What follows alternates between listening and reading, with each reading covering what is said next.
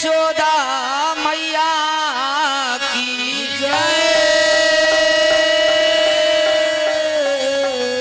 बोलिए कृष्ण कन्हैया की जय। बोलिए सांचे दरबार की आई हुई समाज की सच्चे दरबार की।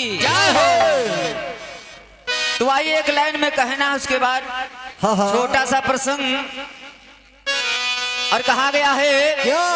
आरे अंजन सुत बंदन करूं, आरे अंजन सुत बंदन करूं और धरि चरणन पर माथेरा, धरि चरणन पर माथेरा।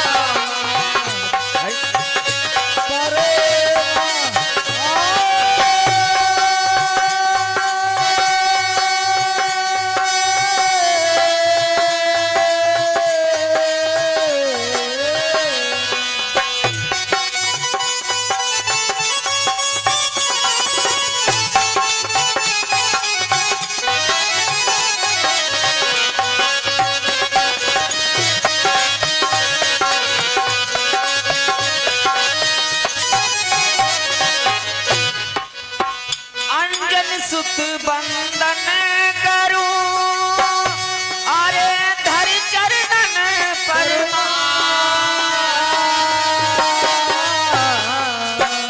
अरे आज सभा के बीच मां राख्यो लाज हमारी रामा।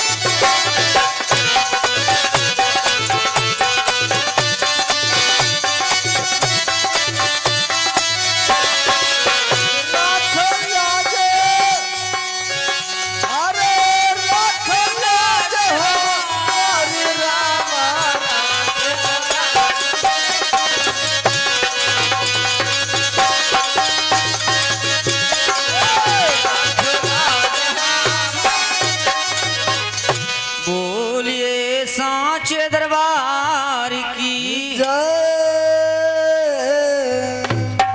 तो आइए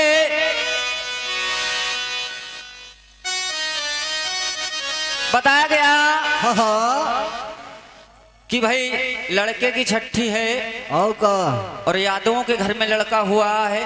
हाँ। उसी उपलक्ष्य में प्रसंग और कहना है, क्या कहना है?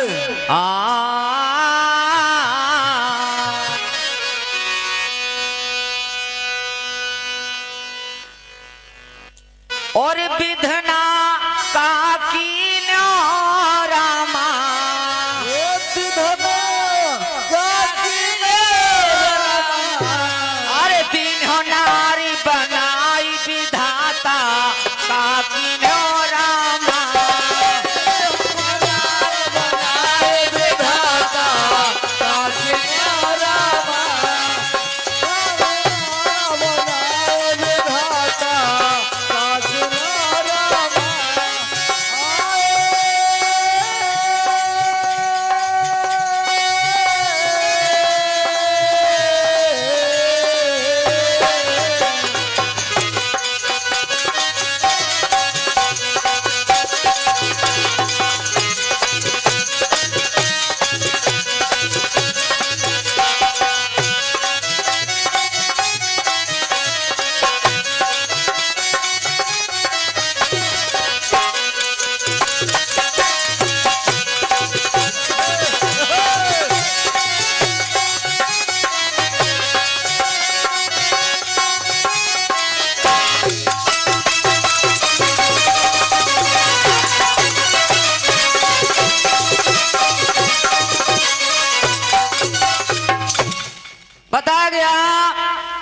हाँ हाँ अत्रि मुनि के पुत्र चंद्रमा हुए।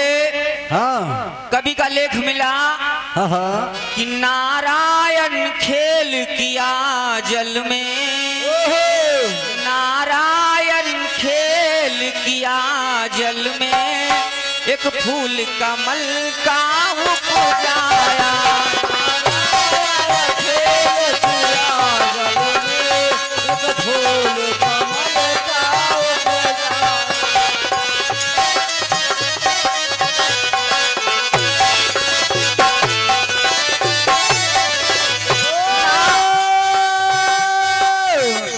नारायण खेल किया जल में, फूल कमल का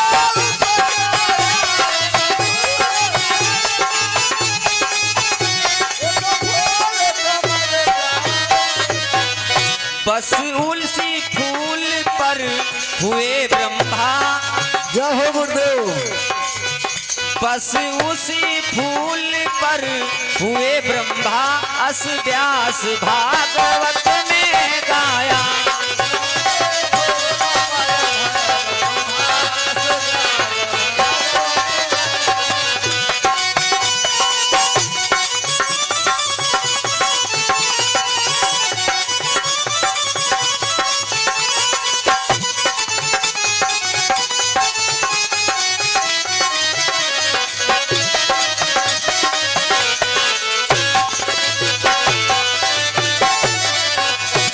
बताया गया ब्रह्मा से अत्रि और अत्रि से चंद्रमा का जन्म हुआ। और क्या? और जब चंद्रमा बताया गया कि चंद्रमा के 33 नारियां थी और चंद्रमा से जब कोई संतान न हुई तो अपने गुरु बृहस्पति की पत्नी तारा का हरण करता है। ओह, और जब हरण किया कुछ समय बीता तो तारा गर्भवती हुई। आहा, और जब गर्भवती हुई हाँ हाँ तो बताया गया देवासुर संग्राम छिड़ा। देवताओं के गुरु उनकी तरफ स्वयं भोले बाबा भी लड़ने आए, हाँ लेकिन अंत में निर्णय किया गया। और जब तारा से वो पुत्र हुआ तो तारा से ब्रह्मा ने पूछा आखिर पुत्र किसका है? आओ का चंद्रमा का है या बृहस्पति का? तो आज तारा जब बोलती नहीं है तो पुत्र कहता है कि मेरे पिता का नाम बताने में तुम्हें शर्म क्यों आती है? अगर मेरे पिता का नाम नहीं बताओगी तो मैं तुझे श्राप दे दूंगी, हाँ मैं तुम्हें श्राप दे दूंगा।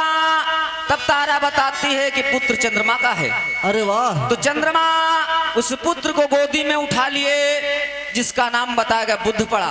ओह, उसी जगह से बुद्ध तपस्या के लिए चला गया। लेकिन कहना है क्या कहना है?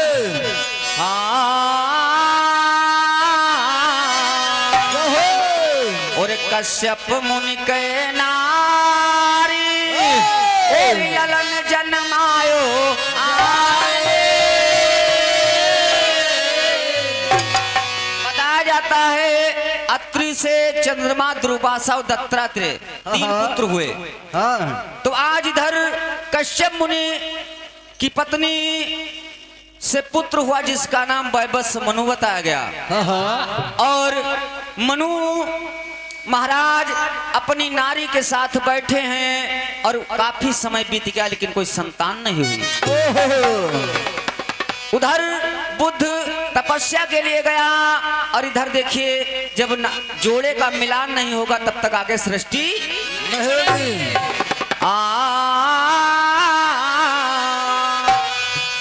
सूर्य पुत्र वैवासु और मनु के चिंता रही समाए। हुबे मोरे धन धाम मगर संतान और गुरु वशिष्ठ बोलाई के भैया दीन हाय गिरचा।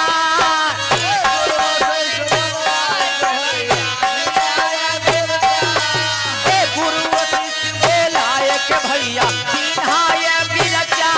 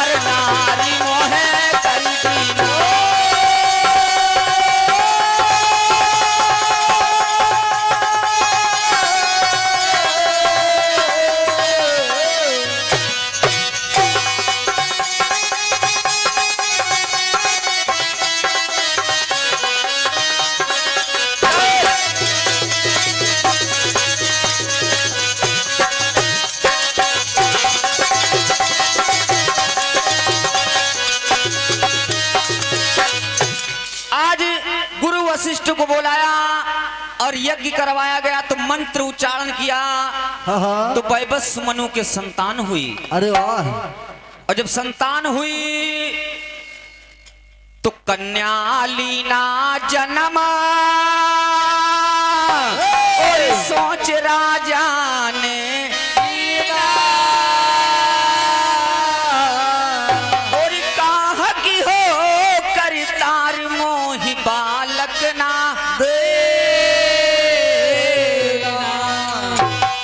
आज मनु महाराज के चिंता हुई कि मैंने पुत्र मांगा था और मेरे महल में कन्या का जन्म हुआ। अरे गुरु वशिष्ठ का फिर बोलू आयो तीन हाय गिरचा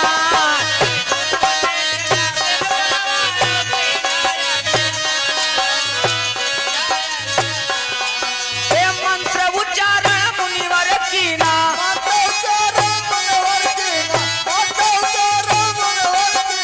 ओ मोरे भैया बालक दी है बउबा नाई नारी तो हम का करी दीना।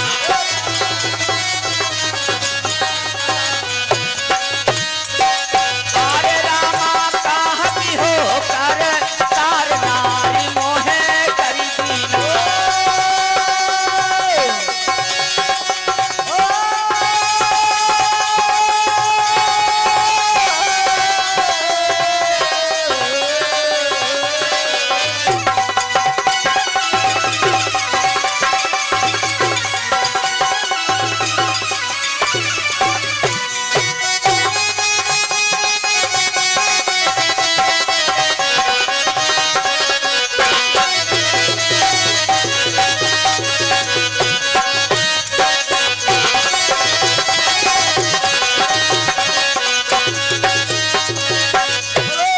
आज उसी कन्या को वशिष्ठ महाराज और हमारे देशराज साहब जय श्री राम फैजाबाद के निवासी हैं, उनकी तरफ से ये 51वें का पुरस्कार है प्रेम से साथी दरबार की।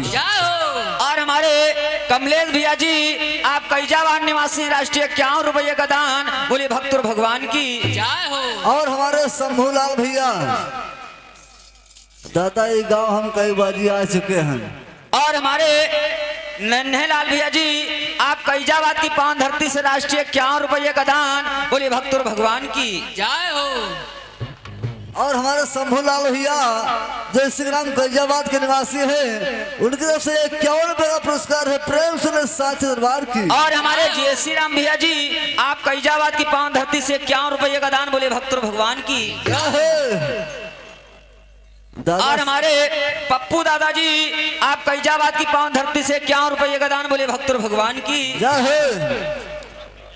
अरे राम मनोरथ भैया जी आप कैजाबाद की पावन धरती से राष्ट्रीय 51 रुपये का दान बोले भक्त और भगवान की जय हो।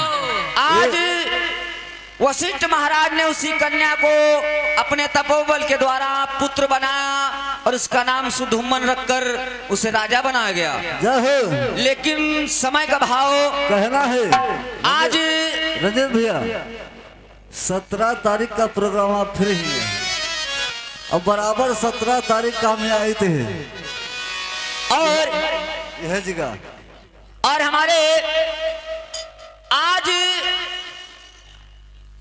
उस सुधुमन को विचार हुआ और शिकार करने के लिए निकला। अरे वाह सेना साथ में सजाता है हाँ, और हाँ। चल देता है, लेकिन कहना क्या है क्या कहना है ये बात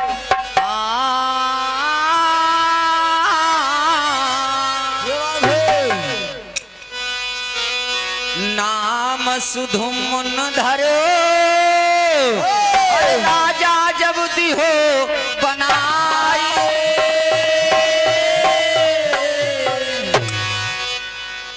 और लय सेना का साथ की बन की ओर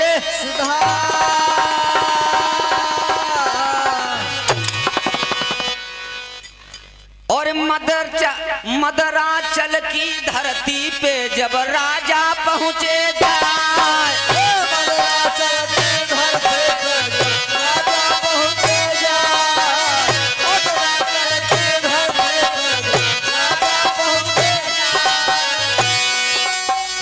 वहां की शोभा देख के राजा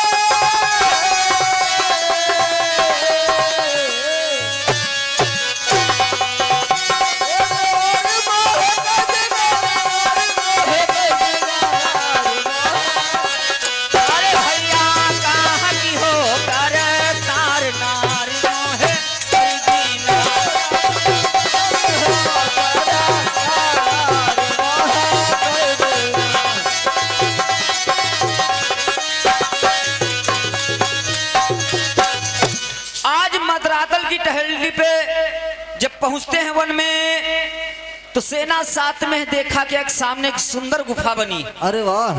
उस गुफा में बताया गया यक्ष और यक्षिणी का जोड़ा रहता था। अरे वाह। आज कहते हैं गरीबे का जब बड़कवा भड़कावे लागत है, छोट नेता अगर छोटा पोस्ट वाला है, अगर ऊंची पोस्ट वाला आ जाए तो वैसे खड़बड़ा जाएगी, जल्दी व्यवस्था करो, गड़बड़ाए ना। तो आज यक्षिणी को सुधुम्मन ने उस गुफा से भगा दिया। हाँ। और अपनी सेना उसी में रोक दी। अरे और जब वाह। सेना रोक दी तो आज यक्षिणी से कहता क्या है, क्या कहता है कि सुनो प्यारी, अगर हमको अपना महल चाहिए तो एक उपाय है। हाँ हाँ। हाँ कहे यक्ष समझाई और तिरिया सुन ध्यान लगाए और बन के जाओ नारी तुम्हें हम रहन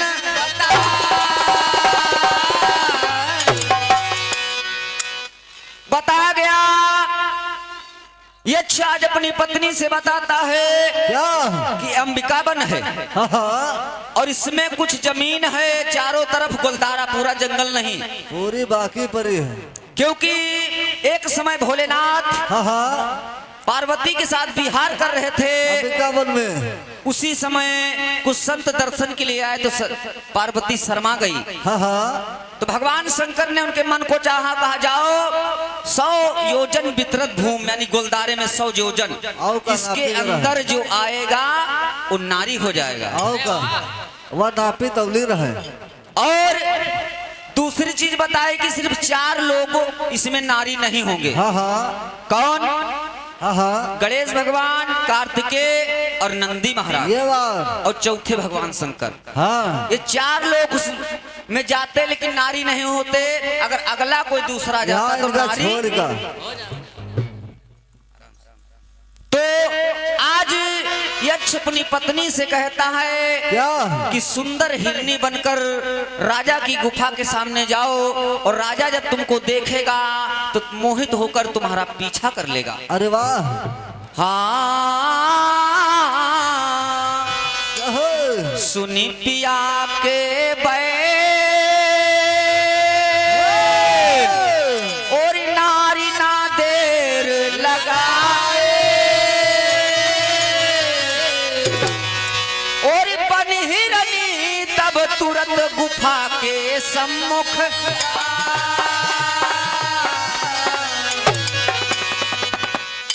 अरे सुंदर हिरनी बन गए भैया गई गुफा के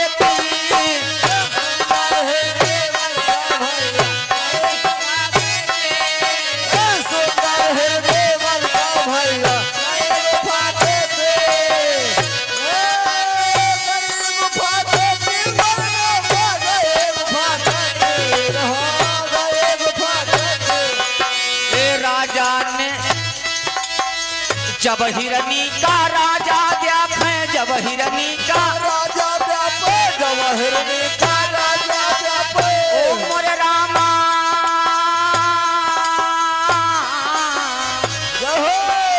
ओ मोरे भैया पीछा तब करी लीन नारी मोहे करी दीना।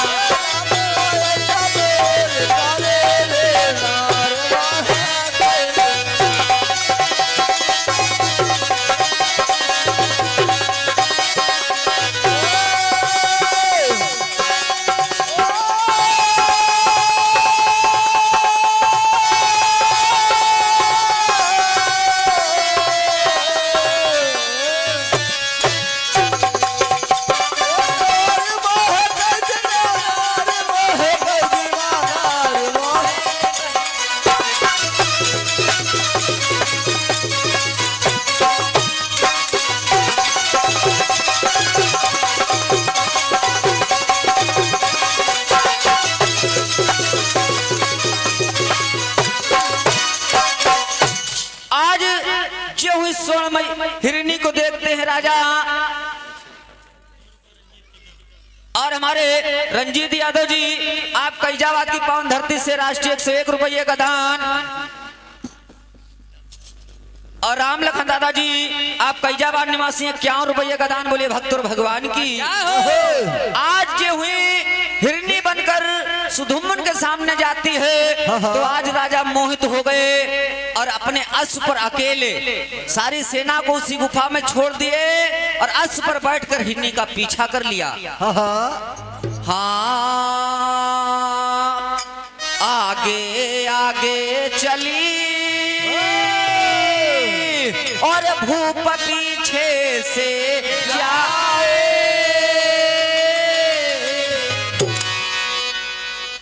अरे पहुंची वहां पर जाए नारी खुशी हुई।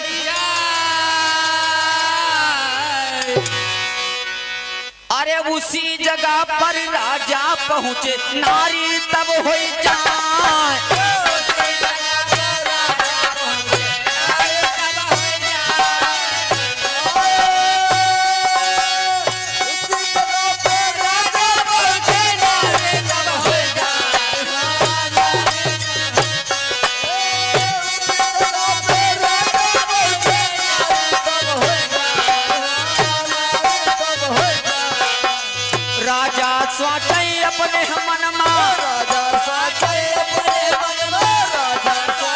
अपने मन ओ मोर रामा का कई डारो भगवान नारी मोहे करी दीना।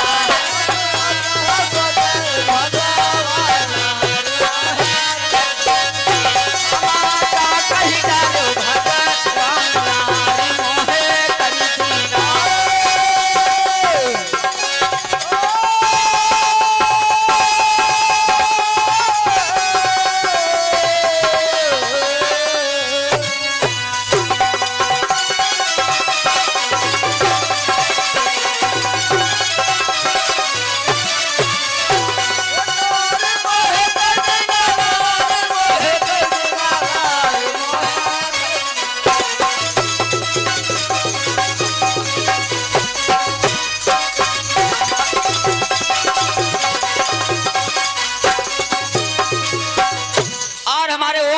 यादव जी आप उस राह की पावन धरती से राष्ट्रीय 101 रुपये का दान। बोली भक्त और भगवान की।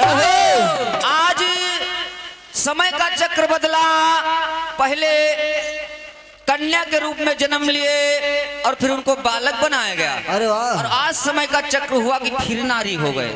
और जब नारी हुए बताया गया कि अकेले उस वन में नारी हुए और एक घोड़ा था साथ में घोड़ी हो गया।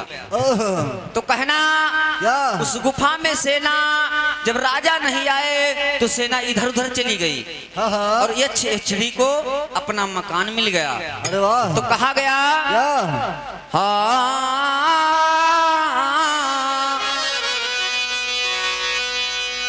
नारी बने जब फिरे अरे मनमा सोच अपारा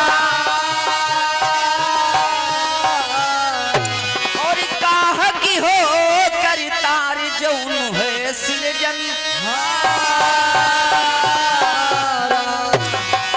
नारी भेष में गए कहाँ?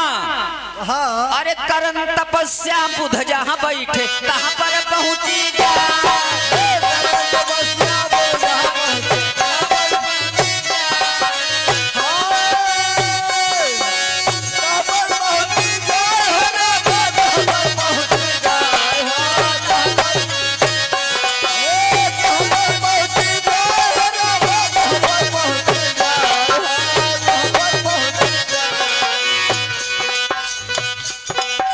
नारी सोचे अपने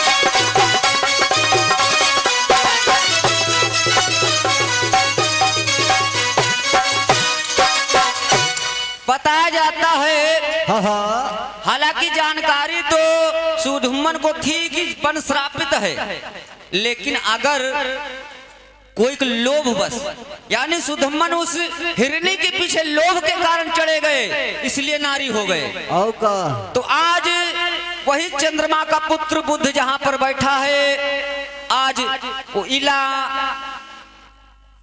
उसी जगह पर पहुंच गई। हाँ हाँ आज नृत्य करने लगी। जब नृत्य करने लगी तो बुद्ध ने देखा कि बड़ी सुंदर नारी है, क्यों ना इससे विवाह कर लिया जाए। हाँ हाँ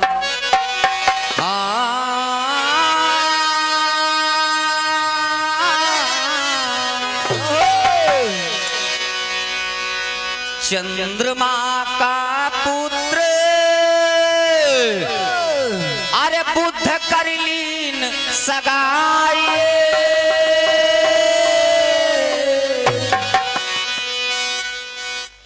और लूटे मौज बहार बरणी हमसे ना जा।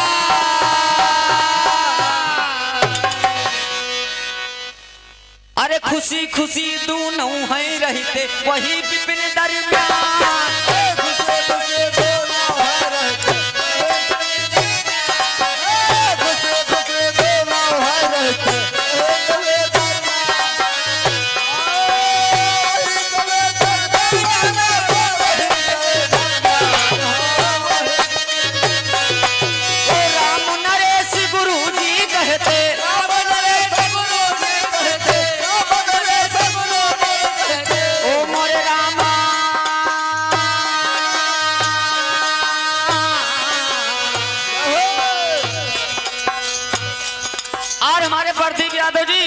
आप कैजाबाद की पावन धरती से राष्ट्रीय 51 रुपये का दान बोले भक्त भगवान।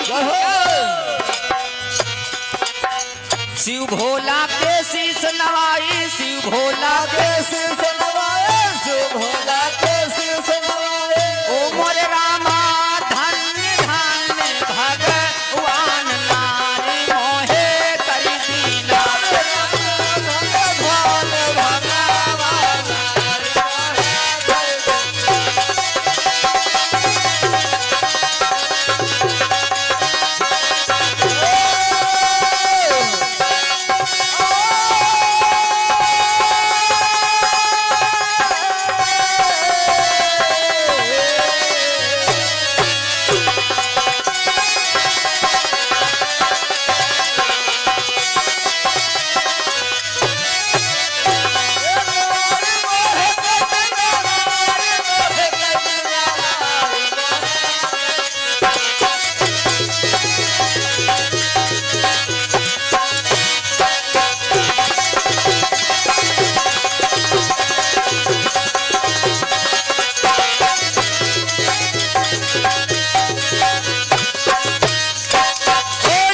दरबार की, सोता सकल समाज की, हर मालिक भैया की। तो आइए, समय का समापन है और समय का विशेष ध्यान है, समय ऊपर नहीं होना चाहिए, जत्तिप चौपे उत्तिप बंद। बोलिए सांचे दरबार की जय।